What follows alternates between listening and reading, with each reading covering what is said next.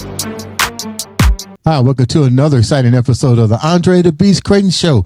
Another exciting show, definitely another exciting guest. We're going all the way to Utah, and we're going to talk about a old ancient Chinese method called Kokoro, and we're going to understand its purpose. And let me go a little bit deeper. We've always talked about Western practices and how implementing those in certain areas of our life changes our lives to some degree, and some people it doesn't. But this particular method has been around for quite some time. And the young lady who's on the show today is going to tell us how this entered her beast mindset with the things that she's gone through. So let's welcome to the show, all the way from Utah, Pennie Wilson. What's up, Pennie? Thank you so much, Andre. It's great to be here. Excited to talk about what can empower people to upload and shift their mindset upwards. Yeah.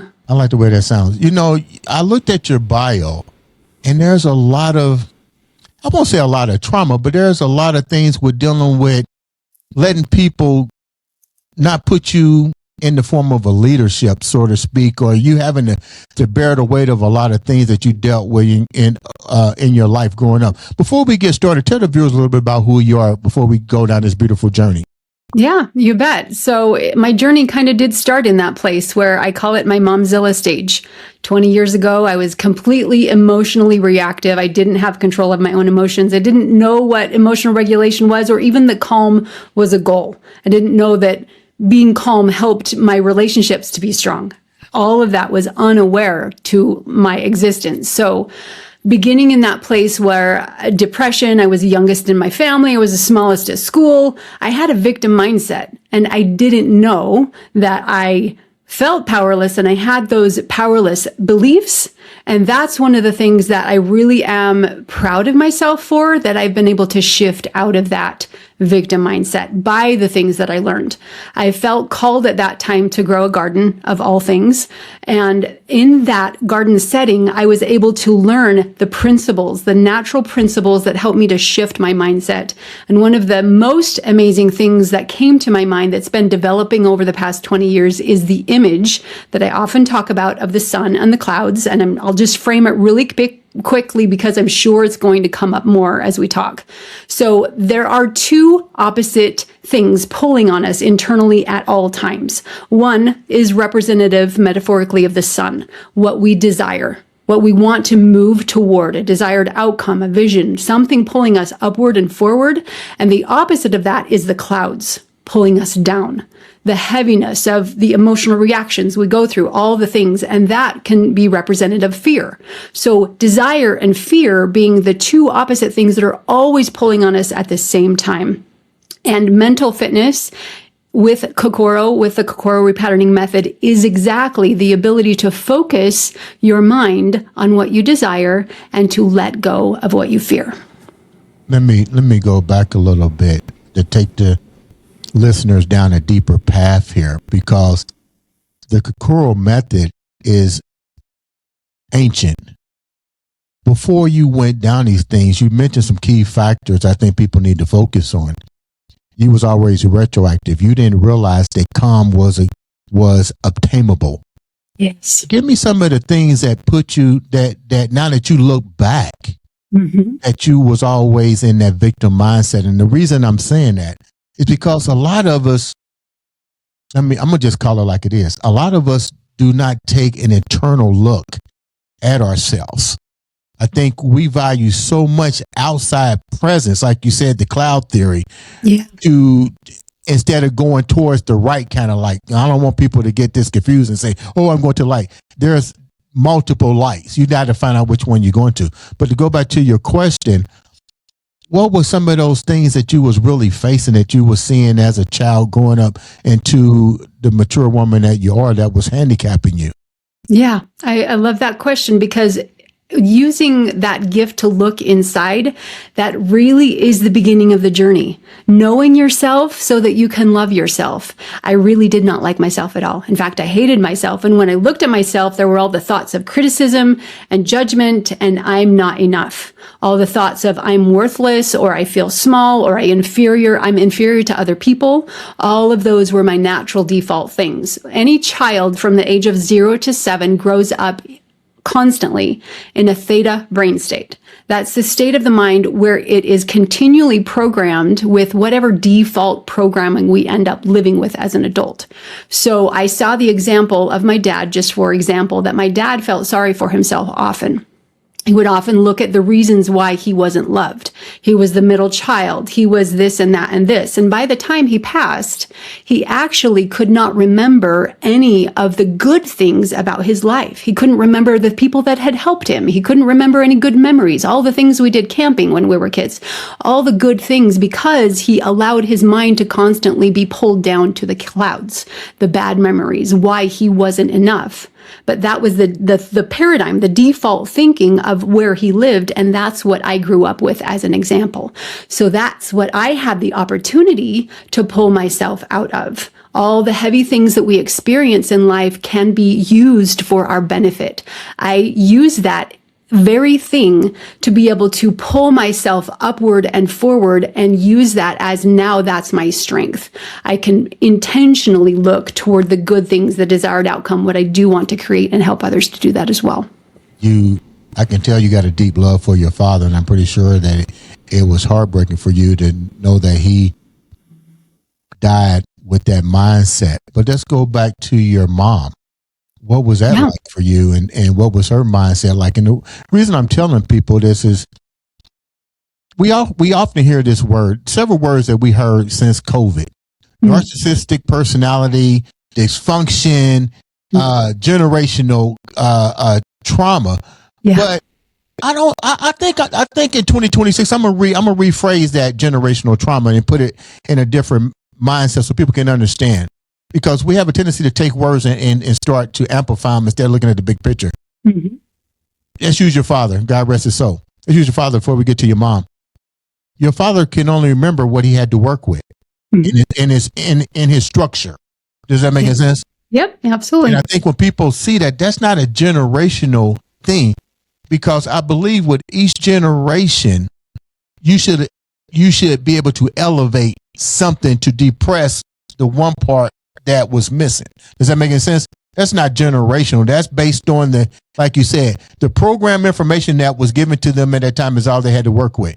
Yeah. They could not process new information to that capability. Like my dad, he can't operate a cell phone, to its fullest potential. He has limitations. So let's go back here.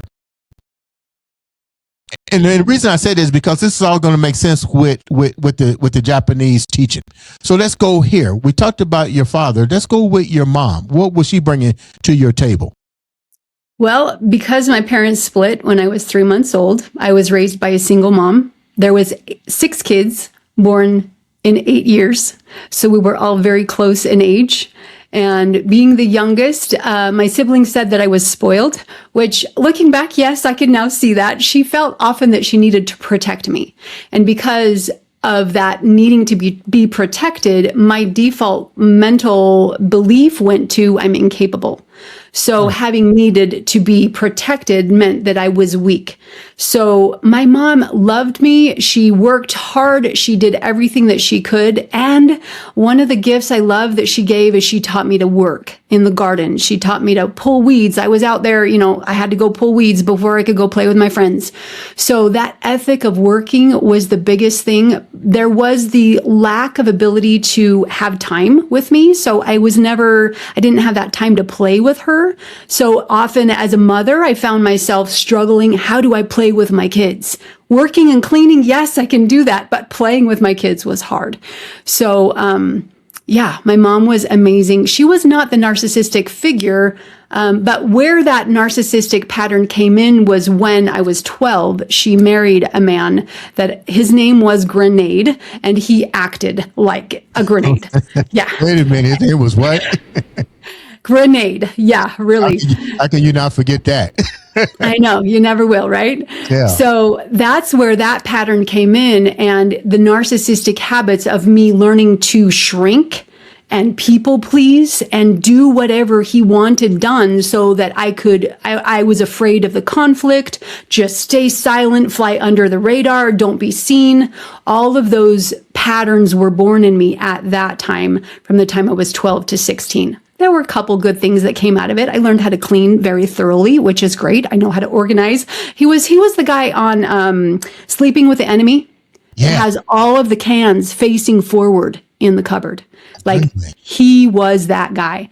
So he was very precise and controlling. There was one time at 3 a.m. that we were woken up out of bed with a yelling sergeant commanding lined up in the hallway, and he was missing his grandmother's washcloth. And we were all being accused and assailed and strung up because this washcloth was gone. So what did your mom say? She was also in the people-pleasing mindset and afraid of the conflict. That's the fight, flight, freeze, or fawn. She showed the example of how to be the fawn, how to be quiet, how to not cause a conflict. Just let it be. Just be quiet, and, it wasn't necessarily an intentional thing. And that's the thing about the clouds and the sun. When we move toward the clouds, it's an intentional desire. But when we move toward the clouds, it's a default reaction. We don't choose it because we want it. Because we're in fight, flight, freeze, or fawn. Let me go here.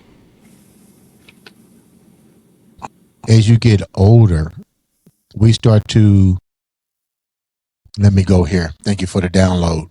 We go here. Daddy's little girl, to at some point of your life, I'm not going to call your mom dysfunctional or anything like that. A parent that was unable to understand the full duties of a parent, your mom. Do you find yourself now, which one do you find yourself gravitating to more to kind of shape your life? As far as my mother or my father? Yeah. Because let me go here, Pennie, so it makes sense. Yeah. You haven't found the method yet. You're still growing. You follow what I'm saying? So Actually, that I think I found the method. Yeah, grenade ain't the way to go. Your mom Absolutely. said, your dad is this way. But you got to find a common thread to kind of navigate you till you got to that point. Which way do you lead to? Well, that's the thing about your past and your default patterns. That's why I developed the Kokoro repatterning method, is because it helps you to look at what happened in your past and then intentionally look at what you want to create in your future. So the 4 R's that is the method of the Kokoro repatterning method is, first and number 1, to recognize. What didn't I like about all of that? I didn't like about being controlled. I didn't like about feeling inferior. So what did I choose? I chose to replace it with the belief, actually removing the default belief of I'm inferior, I'm incapable, I'm unloved, unworthy, replacing it with I am capable, replacing it with the belief that I can do amazing, hard, big things, and then reimagining is that 4th R that moves you into using your mind to visualize the person that you want to become.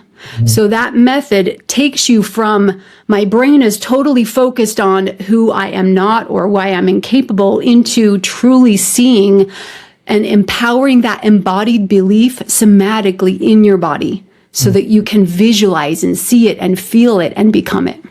I guess what I was saying before that, thank you for that clarification on that. But what I was saying is, before this method came into your space, you still had 2 parents that you had to deal with.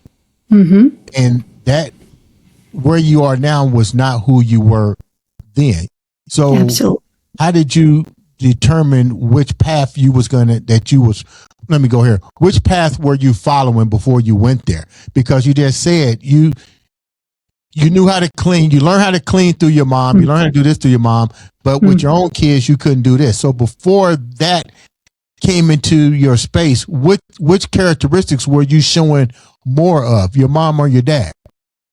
I'm not sure it was more of either, because I exhibited a lot of self-pity because of my dad's behavior, because of feeling incapable and inferior. I absorbed those paradigms into my belief system. And I actually grew a tumor on my left ovary that was 20 centimeters big that had to be surgically removed. And that was an emotional response to me feeling sorry for myself. So I definitely emulated all of my dad in all of that. My mom also had generational depression, things going on. Work ethic was really great, and going into her patterns of working, pushing, being an overachiever, I still, have to slow myself down and pull myself back a little bit. I need to rest more than I have to push myself to work. So I think it was a combination of both of them. When was the breaking point? Let me go here before we go there to the breaking point. And I think people need to get some clarity, because, you brought it up. You have children. Mm-hmm. What was it doing to your children? How were you as a parent, knowing what you know now? Because like you said, we can look back and you're like, damn, I was a fucked up dad. I was a fucked up mom. When you look back, what was your children going through, and what were you going through? What was your relationships going through? Yeah. So I think it's a good description to say the answer to both of those things by describing my breaking point. So it was, I have 5 kids. They were born, it doesn't matter the time span, but after my third child was born, maybe it was my 4th one, I had a breaking point where I was trying to get them to clean up. And they were little, and I don't even know why I had that expectation that they could do this, like strange assumptions in my head, but they weren't listening to me. And what caused the breakdown was that little straw of me asking them to do something and them not listening and not doing it. It was the breaking point of me realizing, number 1, that I couldn't control them, but number 2, that I did not have control within myself. So I had to face that part of me to see this isn't someone that can continue. I can't keep being this momzilla person that demands or requires or controls. I was exhibiting some of my stepdad as well in that behavior. And then realizing that I needed to burn down that past part of me. It really was something that just had to go, and learning to recreate and reinvent myself. So that was the breaking point. I know it sounds really weird, but inside I really lost. And I think it really was the thought of, no one will listen to me. My kids won't listen to me, which means that I am powerless, which means that I don't have value. All of those beliefs that tumbled down and really broke me. Were there moments of deep depression for you, suicidal thoughts? I mean, what was that like for you? And more importantly, the double answer to that is, did you have an outlet? Because this is what I said when I say outlet. We always talk about the word generational trauma, but let's go real. Where's the outlet? Because during that time phase, I'm pretty sure people weren't going to therapy. Yeah, I wasn't. I think learning for me was the outlet. That I was reading books. I did homeschool with my kids since they were born, since the first one was born. So I needed to set the example of learning for them and with them. So that was my intention. That was a good outlet for me. So that really helped me to feel like I was progressing and growing. But I didn't know what emotional processing was. I didn't know what to do with my emotions. I didn't know how to reframe them in a way that was healthy. All I did was ruminate on the unhealthy things, where there was blame, there was not taking responsibility, basically, and really not knowing the difference between what I can control as a healthy human being and what is mine to let go of. That was very, very muddled because of the codependency, because of all of that past that I hadn't yet learned how to clarify. When you mention you have 5 children, that means you got a relationship. How were you able to function knowing that you hadn't evolved the right tools at that particular point as it deals with a husband, a wife, or a boyfriend, or your children's father? Yeah. So looking back, I can see that I was broken, especially there was a point after my second child was born, there was a serious part of postpartum depression. And I had thoughts of hurting my baby, which sounds horrible and awful. And I had a dream actually because of this Momzilla thing that was happening and the anger. It wasn't necessarily suicide ideation, but because of the anger, it was the outburst, it was the outer energy and that thought of hurting my baby. And there was a dream that I had where I visually saw the consequences of what that might look like. And it really did give a huge wake up call. Like, I've got to get this under control. I've got to figure out what is going on. I've never heard nothing ever being said like that. And my hat's off to you for coming on and being so transparent. But let's go down that road for a minute, because you're not the only person. I never heard nobody saying that they thought about doing this to their child. I mean, were you that emotionally messed up? Like, what were you thinking? What was the consequences? If you don't mind me asking. It's okay. I'm open. It was the dream where I don't want to plant the visual image in anyone else's mind. Right. So I don't want to be graphic and detailed in that way. Right. But it was the visual image of me hurting my baby and then seeing actual, I would say, blood. Like there was, I had really hurt her and then feeling inside, oh my gosh, what just happened? What did I do? So it was as if it really had happened because that dream was so vivid and real to me. So I was going through lots of heavy emotions, lots of self-doubt, criticism, I'm worthless, like all of those I'm judgmental criticism thoughts, where I didn't know how to shift. I didn't know the difference between a thought that would take me toward depression versus a thought, how do you even shift that? I didn't have any contrast, any tools of what to do with that. Now, let me make sure I got this right. This was about the time you had the third child that you was having? That was the second. Second? Mm-hmm. But you had other children. Did these thoughts keep popping in and out? And more importantly, did you share it with your kid's father? Hey, you know what? We might want to hold off having children because, you know what I mean? I just had this crazy ass dream. Mm-hmm. Yeah, that would have been logical. But when you're living in a state of fight or flight, life is not logical.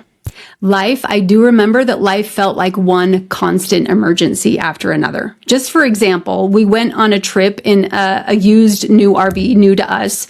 At one trip, there were three major things that happened. And this kind of like is the symbology of what happened all the time in my life. There was our tires that caught on a flat tire, our engine caught on fire, and then we hit a sheep on the way down from the mountain.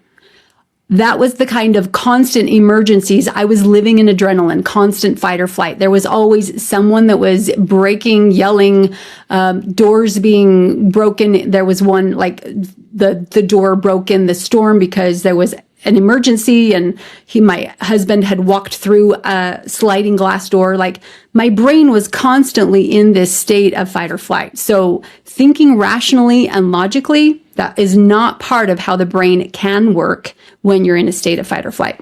Your closest confidant is your husband. Should have been. What was that like?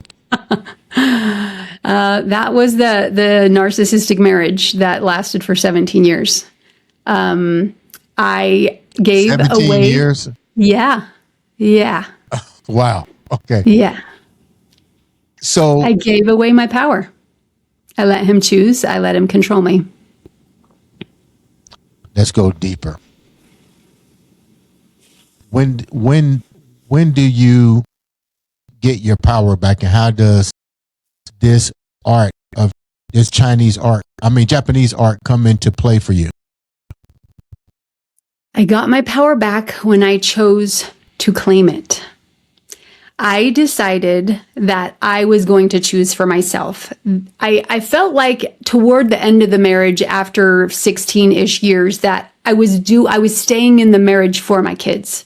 And by the 17th year, I recognized I needed to get out of the marriage for my kids so that they could see another example of what healthy looks like. If they don't ever see that modeled, they're not going to be able to have a healthy marriage in their own life.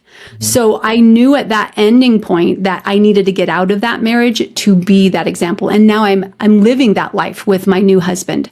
We've been married for 4 years. We're absolutely in love with each other, adore each other. We have healthy relationships. We address conflict safely. We share our emotions. So it's a huge different way that I've learned to live now versus before.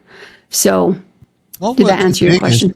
What was the toughest part about adapting to this new way of life, a new way of thinking? It's almost like that beast mindset. I tell people the beast mindset is the new way of thinking. How did you manage to take this new way of thinking, and how long did it take for you to start seeing results? Because a lot of people can say, okay, I want to change my mindset, and they think it's something that you can do overnight, and it's not an overnight situation. How did all this come into play with you? How long did it take, and what was the toughest part for you to accept in this new way of mindset thinking? The toughest part in that decision of choosing to get divorced at that moment was that I had an intuitive knowledge that my kids would hate me, that I was going to be made the bad guy, and I was. So what I had to do through that process was love my enemy and continue to love my kids, even though I felt like at times that love was rejected. So learning to shift from that victim mindset, it has taken the past 20 years. But there has been a guiding process of being led internally from what's the one next step? What's the one next thing that I can choose, that I can control? What am I learning right now? And how to shift that one step at a time. So there's 3 key focuses that we continue to use in our program, and this helps me every single day. Number 1, visualizing and looking toward what do I want? Looking at the sun. Number 2 is what is hard? The clouds. Acknowledge it. It's real. It's part of life. And what can I learn from it? And number 3, what's my one next step? People do want automatic instant transformation. Yeah. But it doesn't work that way. It's a delayed gratification. It requires you to keep taking one step at a time, because if you were to jump from step number 1 to step number 100 all at once, you would not be able to acclimate the way that you think you instantly could. So the change, the mind, the body, all of it needs time to slowly transition. But there are ways that you can quickly change your beliefs. And there are 3 things that I teach people how to do that. Number 1 is images. Number 2 is words. And number 3 is emotions. So that's what we do in our program, is help them to shift and recognize what are the things I'm believing right now in the clouds, and what do I want to create in that program in where I'm going. What's the combination between help me pronounce it again? Kokoro and manifestation, because it sounds symbolic to each other to some degree. What's your take on that? Yeah, so Kokoro is the meaning of heart, body, mind, and soul. It's the integrated wholeness of having everything aligned, your thoughts, your feelings, your emotions, and having all of that intuitively integrated into your body. So it becomes an automatic response. Where we come from that state of the default is it's an unintentional automatic response, and we want to move into an intentional desire where I'm intentionally responding. So mental fitness is the bridge between the Eastern medicine way of manifestation. Some people call it woo-woo, all of those things that aren't necessarily scientifically proven. And then the Western medicine of this is the way that science proves things. This is, visibly tangible results, evidence-based, all of that. Mental fitness is kind of a bridge between the two of them so that you can use your mind in a state of visualization. There's a gal in the UK, her name is Maya Richero, and she teaches specifically mental fitness and visualization to Olympian level athletes. And so she teaches this skill. Because I was an Olympic candidate and a professional bodybuilder, and a lot of people find this hard to believe, but throughout my whole career as a bodybuilder, I envision me being on the stage. I envision place. This is a tripped out part. I guess I could have used my manifestation powers a little bit stronger, but I never envisioned just like winning everything. I'd always say, help me do my best. Let me get in the top 5. And if something transpires from that, and now that I look back based on what you said, every human being has the ability to align themselves with a purpose of self alignment. Yeah, absolutely. We are all creators. We have that power to choose. We all have a brain. We all have a mind. We all have the ability to think what we want to think and feel what we want to feel, even though it takes practice to get there, one step at a time. Instead of allowing that thought, I'm worthless, just to go back to what my default wiring is, intentionally shifting it to, I'm capable. I can do it. That is a choice. You can choose it. And that's what I hope people can gain from today.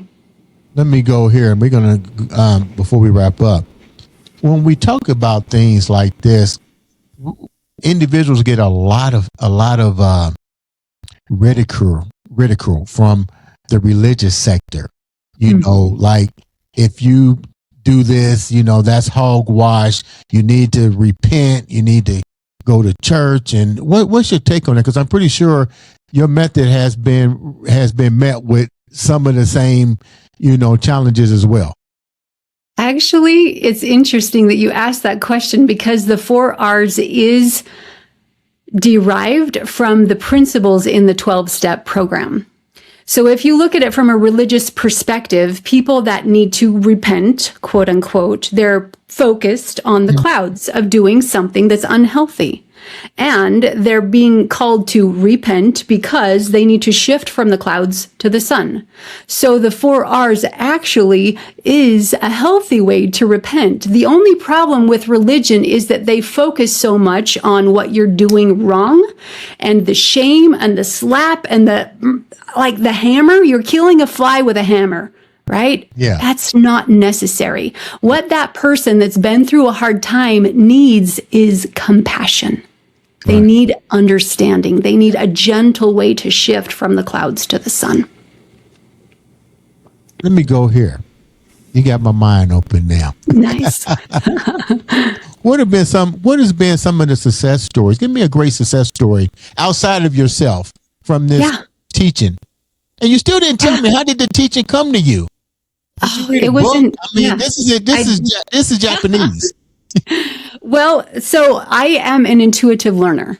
I gain insights from the lessons that come inside of me. Just for example, while I was going through that garden stage, I had a mentor, and this epiphany came to me, like, the way to change the world is to change myself. And I told my mentor this quote, right? And she's like, you're quoting someone else. And I'm like, who? She says, Gandhi. And I said, what? So I went on this streak to go learn about Gandhi. Right. So these things come to me, and at first it feels crazy because I have no outside point of reference for where they came from. But then I compare them. Oh, they learned this same principle in this way, and their quote is this. So I learned these things intuitively along my journey over the 20 years. And then one step at a time, being able to implement it, live it myself, and teach it to other people. So kind of like lead by example. Absolutely. People see you do it, and then they go. Yeah, there's no other way. Back to my last question here. Give me an example of somebody that the method actually, they were at the point where you were at. And you don't have to give their name, but just the story. Well, there's several that come to mind. The one that feels like it's the most amazing because it's been the shortest amount of time is someone that came to me with suicide ideation. Lots of heaviness going on there. And this wasn't something new for him. He had been dealing with this for a long time. And we began doing private sessions together. And I remember reaching out. I'm like, text me anytime if you need any support. So one night, me and my husband were watching a movie, and he texts me and he's like, I'm crashing. I need some help. So I have a meditation that's 20 minutes long that I've listened to myself that shifts me in 20 minutes from heavy, I can't do anything, I'm useless, powerless, into, okay, what's my one next thing I need to do? And I sent him that meditation. And he said he shifted from like a triggered emotional state, like he was at an 8 or 9. And after the 20-minute, just listening to that one session, he came down to a 2. So shifts can happen quickly. And he was able to, through our six sessions working together, he was able to shift enough to where he said the outside circumstances of his life actually didn't change. He had one of his best friends that was killed on New Year's Day. He had another one of his clients who committed suicide. He was building a house all at the same time. So what I do is I train people to stay calm under pressure. And he said those outside circumstances didn't change, but the way he responded to it was His changing. reaction is, Exactly. The way he was responding, the way he was interpreting it, the way that he was thinking about himself. Yeah. So he really is now stepping into a place where he's learning to love himself, to have compassion, and to see that part that he's looking toward his potential. He's writing a book. He's finding the way that he's going to make an impact and a difference in the world. You know, I am so glad you came on the show to share Thank you. this great information. I think that I tell people there's numerous ways to change your mindset. You don't always have to be a Buddhist. You don't have to go here. You have to really look kind of deep in yourself and find what works best for you, you know, to elevate that beast mindset. What's next for you? Well, definitely building out our Kokoro repatterning method and moving it into mainstream. We want mental fitness to be accessible and available to parents, teachers, and leaders. Long-term goal, we're launching a board game called Conquering FUD, Fear, Uncertainty, Doubt, Dread, and Discouragement. So that's the long-term goal, and just continuing to empower people. We really want people to find answers inside of themselves and know that they can claim their power to choose. Don't you feel good? I think you know. What's your purpose? I think you already know your purpose. What is it? I am a powerful, meek, and victorious weapon of light, born to lead through galvanism to create synergistic solutions for the glory of God. How long have you been practicing that? About 12 years. It's come little by little, piece by piece. Yeah, you know what? You know, you're a ray of sunshine. I can feel the energy all the way here. I like the fact that you gave practical solutions to what seems to be the most difficult challenges that we deal with every day, and that's overcoming our own inner struggles. I'm not going to use the word demons, our own inner struggles. Thank you so much for taking time to come on the show. How can the viewers reach out to you and get more information about you and your program? Yeah, you bet. There is a 3-minute quiz you can take. It is on the top right corner of our website. It's kokorocreators.com. That's KOKORO creators.com. And take that quiz and it'll guide you one step at a time through a 4-step journey. And I would love to connect with you. Sounds like a winner. Pennie, thank you so much for coming on the show. Guys, make sure you subscribe, like, share, follow. Click that button. All it takes is one click of a button to make a difference in your life or to change somebody else's. This has been another, and I do mean another, exciting episode of the Andre the Beast Creighton Show.